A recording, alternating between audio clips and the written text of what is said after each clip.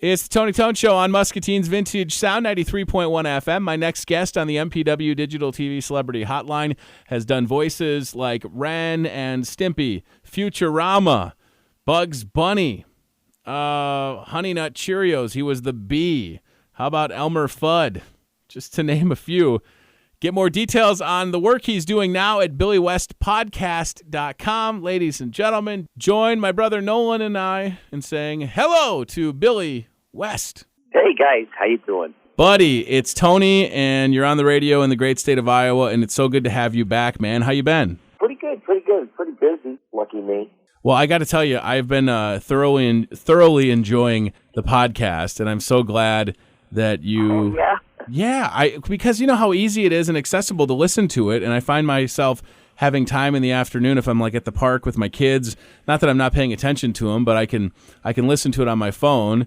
It downloads right to it, so it's great. I mean, you got to be enjoying it, right? I am enjoying it a lot. It's me and my friend Jim Gomez. I worked with him on Ren and Stimpy many years ago. And he was a animator, story writer, you name it. And we got together and tried to do some projects, and the podcast thing was a natural because, I go on other people's shows all the time, but I didn't want to be political. I don't want to talk about religion. I mean, because you'll get into a holy war with people. And so I said, I did all the dirty stuff. I don't want to be dirty. Right. On the Stern Show, I did all the rough stuff, but... I just looked around and I said, all my friends that have podcasts, they interview people they know. Mm-hmm. And I just said, I'm going to create content. It's just going to be me and the other guy talking. And it basically probably sounds like bad college radio. But it's so weird because I know everything there is to know about radio. I was in it in 1980. So, but the thing is it's just silly. It's just a silly laugh, It's like I'm not out to reinvent the wheel or anything. It's just me sitting, talking, and then all of a sudden I don't have enough time to get to my own show because of all the disruptions and people flying in and out of there, which is mostly me. And I also have some of my voiceover friends pop in and do characters, and I'll interview them or we'll have them in an episode. Like Mark Hamill did one, and Tara Strong, her. Oh, yeah. My Little Pony. But she's hot. All the nerd guys love her. The king of all these little boys.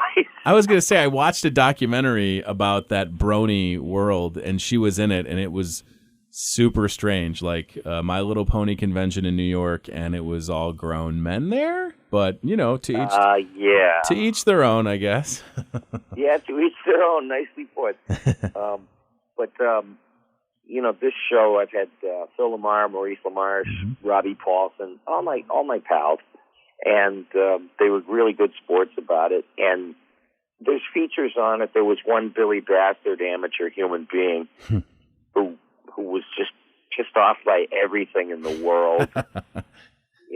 He got into the White House so he could drink 5,000-year-old beer that was kept there. It's like there's artifacts in the White House, like ancient Egyptian beer. And he pretended to be a janitor. And, where's that effing beer? 5,000 years old. Holy moly! And all kinds of silly stuff like that. And then we have this boss.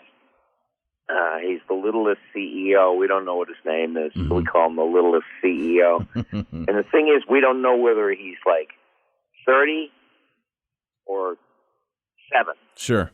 Or 10. He's very short. He looks like a little kid, yet he has an Armani suit on and he's got money.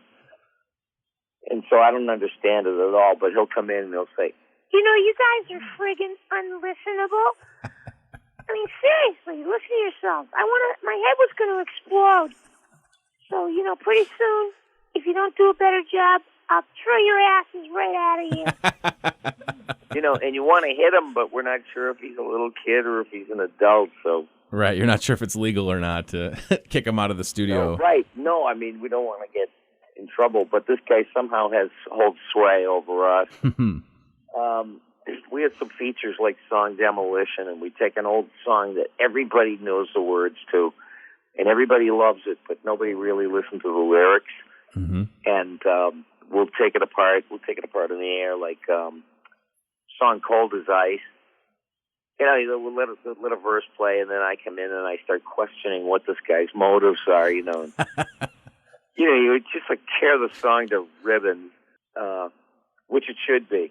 Well, I'm sure that Lou Gramm appreciates it too, with how tumultuous his relationship has been with Foreigner. Billy, in the studio with me, I have my brother-in-law, Nolan, who is he's a huge fan of yours, and he prepared 2 questions, and I was going to see if he could ask these to you, if that would be okay. Yeah, sure. All right, Nolan, you want to go ahead with the first question? Hey, Billy. What's your favorite character that you voiced? I wish I could tell you, because I've done a ton of them, but I don't really have a favorite. I can't. It's like I don't know. It's like picking out your favorite kid, because they were all enjoyable. Sure. To do, and I had nothing but fun with them. But I guess the closest ones to my own voice would be like Philip J. Fry. That's kind of what I sounded like when I was 25. I was nasally and whiny and complainy. I'd be on stage, I played in a band, and I'd be like, "Oh, man, I broke a string. Now what are we going to do?" Oh, Futurama is the best. Nolan, what is your... I love the characters on that show. They're so good. So well-defined. It's like, pizza delivery boy Philip J. Fry reporting for duty. And, good news, everyone. Bad news. And, young lady, bring me a sandwich from the dumpster. And leave the maggots on it. Oh, all right. Nolan, what is your second question? Because he's been wanting to talk to you for a long time. Go ahead. What's your favorite Nickelodeon show? Nice. That's a good one. I like that. Again, I got a chance to do a couple of really nice shows. One was a sweet kind of show, Doug Funnie. He's well, I'll tell you. Doug Funnie was a painfully shy 11-and-a-half-year-old. And this is my dog, Pork Chop. Ren Stimpy. And I got the biggest crush on Patty Mayonnaise. Yeah, but you don't have a crush on me, loser. Billy, I was telling my 4-year-old Henry at my house last night. I said I'm talking to Billy West tomorrow. It's going to be great. He's done so many voices. One of them is Bugs Bunny, and it made me feel so sad because my 4-year-old said, "Who's Bugs Bunny?" And I feel like I failed as a parent. So I had to show him so many Bugs Bunny clips, and he could not stop laughing. So it's it's timeless, Right. And I was in Space Jam doing Bugs. And I got to work with Michael Jordan, too, Doc. The closest thing to a religious figure that we have. Such a classic. And they might do another one, I've heard. Have you heard anything about that or no? No, my phone don't ring. Well, listen. I don't know what they're going to do. They'll probably pick, Justin Timberlake as Bugs. Sorry. That's all right. Hey, I got it on the delay. Don't worry. It's all good. Oh, okay, good. Oh, listen, I know we're running out of time and you're doing a whole bunch of these, but I want to say that I had the pleasure to meet you several years ago when you were in the Quad Cities doing stand-up, and it was a blast. And I hope that everybody supports the Billy West Podcast and listen to it on your phone or at the website, billywestpodcast.com. And please come and do shows live again. We'd love to have you back in the great state of Iowa. I would love to do that.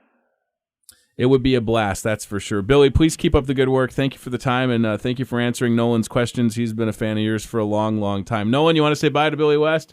Bye, Billy West. Bye, pal. We'll talk to you soon, buddy. Thank you. All right. And there's a final word. Goodbye. That's so great.